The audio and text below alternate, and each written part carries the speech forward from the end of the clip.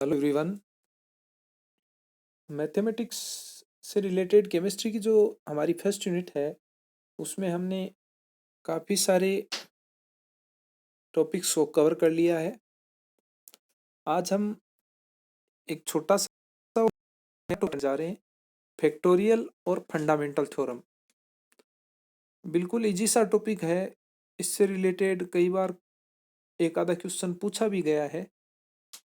इसमें कोई ज़्यादा टाइम अपने को नहीं लगेगा। तो सबसे पहले हम देखते हैं कि फैक्टोरियल क्या है। फैक्टोरियल को हिंदी में क्रमगुणित भी कहा जाता है। क्रमगुणित संपूर्ण संख्या के गणितीय गामा फलन से रिलेटेड होता है। The factorial of a natural number n is defined as the product of the first n natural numbers. हमारे पास में कोई भी नेचुरल नंबर n है, वो जैसे इमेजिन हमें 3 करना, तो उसका जो फैक्टोरियल होगा 3 का, वो फर्स्ट 3 डिजिट का मल्टीप्लिकेशन होगा, यानी 1 2 3 का मल्टीप्लिकेशन होगा, 3 इंटू 2 इंटू 1। या यूं कह सकते हैं हम कि उस संख्या से को लेते हुए 1 तक, उस संख्या को लेते हुए 1 तक हम बढ़ते जाते हैं और उन्हें आपस में मल्टीप्लाई करते जाते हैं। जब फैक्टोरियल को नोटेशन की बात आती है तो it is denoted by factorial N, यानी एन के साथ ये फैक्टोरियल सिंबल लगाकर इसको हम डिनोट करते हैं।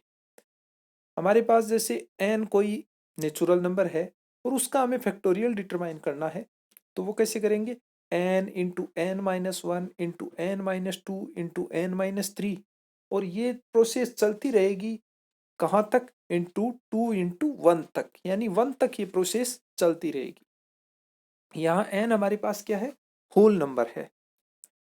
अब बात करते हैं हम जीरो के फैक्टोरियल की। या फैक्टोरियल जीरो जो होता है वो ऑलवेज 1 होता है। फैक्टोरियल जीरो ऑलवेज 1 होता है।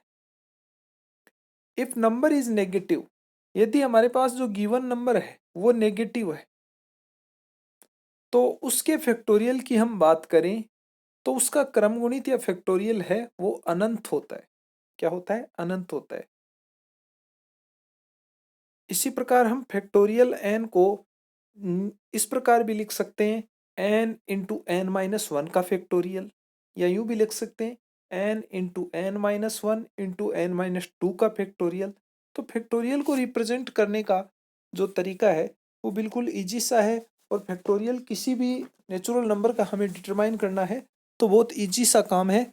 उस संख्या से हमें 1 तक बढ़ते जाना है, यानी उल्टे क्रम में 1 तक बढ़ते जाना है और उनको आपस में मल्टीप्लाई करते जाना है। तो उस प्रकार हम किसी भी संख्या का फैक्टोरियल आसानी से निकाल सकते हैं। जैसे determine the factorial value of 6 या फैक्टोरियल 6, तो इसको कैसे करेंगे, as we know factorial N is equal to N into N minus one into N minus two into one, 2 into 1 तक बढ़ते जाना है। तो फैक्टोरियल 6 क्या होगा, 6 into 5 into 4 into 3 into 2 into 1, और जब हम इनको मल्टीप्लाई करेंगे तो हमारे पास प्रोडक्ट वैल्यू क्या आएगी, 720। तो इस प्रकार फैक्टोरियल 6 की वैल्यू क्या आई, 720 आई।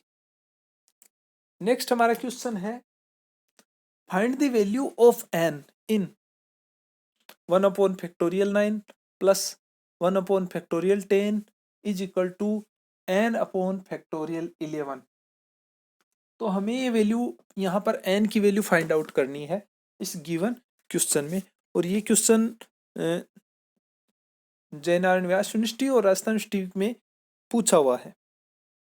तो इसको हम कैसे करेंगे, तो सबसे पहले देखिए 1 upon factorial 9 plus 1 upon factorial 10 है, तो हम फैक्टोरियल 10 को कैसे लिख सकते हैं, 10 इंटू फैक्टोरियल 9 के रूप में लिख सकते हैं। और फैक्टोरियल 11 को कैसे लिख सकते हैं, 11 इंटू 10 इंटू फैक्टोरियल 9, इस रूप में लिख सकते हैं। तो हमारे पास ये वैल्यू क्या होगा, 1 upon factorial 9 plus 1 upon 10 into factorial 9 is equal to N upon 11 into 10 into factorial 9। अब हम क्या करेंगे, दोनों साइड 1 अपॉन फैक्टोरियल 9 को कॉमन लेंगे, तो देखिए फर्स्ट साइड जब हमने इसको कॉमन लिया तो 1/9 को कॉमन लिया तो एक साइड तो हमारे पास 1 बचा और दूसरे में 1/10 बचा, और दूसरी साइड 1/9 को हमने कॉमन लिया तो n/11 इंटू 10 बचा। इसको आगे सोल्व करेंगे तो 10 + 1, क्योंकि दोनों साइड 1/9 है वो तो दोनों साइड का आपस में क्या हो गया, कट गया, और इधर हमारे पास 10 + 1/10 और उधर n/11 इंटू 10 हमारे पास रहा। तो एक साइड तो 11/10 और दूसरी साइड n/11 इंटू 10, या यूं कह सकते हैं हम कि दोनों साइड 1/10 है वो एक दूसरे से क्या हो जाएगा, कट जाएगा, और इस प्रकार n की वैल्यू है वो 11 इंटू 11 हमारे पास बचेगी, और इस प्रकार n की वैल्यू है 121 हम फाइंड आउट कर लेंगे। तो इस प्रकार ऐसे क्वेश्चन में फैक्टोरियल की सहायता से हम n की वैल्यू आसानी से ज्ञात कर सकते हैं। नेक्स्ट है फंडामेंटल थ्योरम। फंडामेंटल थ्योरम के बारे में भी हमें थोड़ी सी बेसिक जानकारी होनी जरूरी है। तो देखिए, if there are m ways of doing a thing and for each of these m ways there are associated n ways of doing a second thing, then the total number of doing both the things is m into n। तो यही हमें fundamental theorem कहती है कि किसी भी काम को करने का हमारे पास m वेज है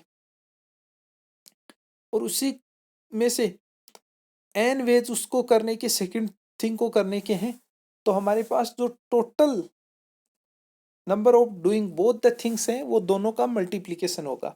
इसको हम एक एग्जांपल की सहायता से समझते हैं कि सम स्टूडेंट्स हैं वो परचेज करना चाहते हैं एक बुक के दो पार्ट हैं उनको, पार्ट फर्स्ट और पार्ट सेकंड को। पार्ट फर्स्ट है वो 3 शॉप्स पर अवेलेबल है, शॉप ए, शॉप बी और शॉप सी पर अवेलेबल है, जबकि पार्ट सेकंड है वो केवल 2 शॉप्स पर अवेलेबल है, पी और क्यू पर। तो अब उन बच्चों को वो बुक्स खरीदनी है तो उनके पास में कितने तरीके हैं उनको खरीदने के, तो वो m इंटू एन के हिसाब से 3 इंटू 2 इज इक्वल टू क्या होगा, 6 होगा। तो देखिए 6 कैसे होंगे, पार्ट फर्स्ट ए पर अवेलेबल है, पार्ट सेकंड पी पर अवेलेबल है, पार्ट फर्स्ट बी पर अवेलेबल है, पार्ट सेकंड उसने पी से परचेज किया, और पार्ट फर्स्ट सी पर अवेलेबल है लेकिन पार्ट सेकंड उसने फिर भी पी शॉप से परचेज किया। तो 3 तरीके तो ये हो गए। सेकंड जो 3 तरीके हैं वो क्या होंगे, पार्ट फर्स्ट है वो ए से ले रहा है लेकिन पार्ट सेकंड क्यू से ले रहा है, पार्ट है फर्स्ट वो बी से ले रहा है लेकिन सेकंड वो फिर क्यू से ले रहा है, और पार्ट फर्स्ट को वो सी से ले रहा है लेकिन पार्ट सेकंड को फिर से क्यू शॉप से खरीद रहा है। तो इस प्रकार यहाँ हम देख रहे हैं कि टोटल हमारे पास की कितने तरीके हो गए, 6 तरीके हो गए उस बुक्स को परचेज करने के। तो यहाँ हमने फैक्टोरियल नोटेशन और फंडामेंटल थ्योरम को समझा। बहुत इजी सा एक टॉपिक है जिसमें हमें केवल 2 चीजें ध्यान रखनी है कि फैक्टोरियल n की वैल्यू क्या होती है, फर्स्ट जो n डिजिट है 1 से लेके उस n तक उनको आपस में क्या करना है, मल्टीप्लाई करना है, और फैक्टोरियल n की वैल्यू हमें आसानी से फाइंड आउट हो जाती है। जबकि फंडामेंटल थ्योरम क्या कहती है कि किसी काम को करने के हमारे पास में जैसे 3 तरीके और उसी के सेकंड पार्ट को करने के हमारे पास में मान लो इमेजिन करो 2 और तरीके हैं, तो उनको करने के टोटल तरीके क्या होंगे, दोनों का मल्टीप्लिकेशन होगा। जैसा यहाँ पर हमने एक बुक्स के 2 पार्ट्स को खरीदने के तरीकों से समझा है। तो इस प्रकार हमने 2 चीज़ों को यहाँ पर क्लियर किया। आज के लिए इतना ही। थैंक्स।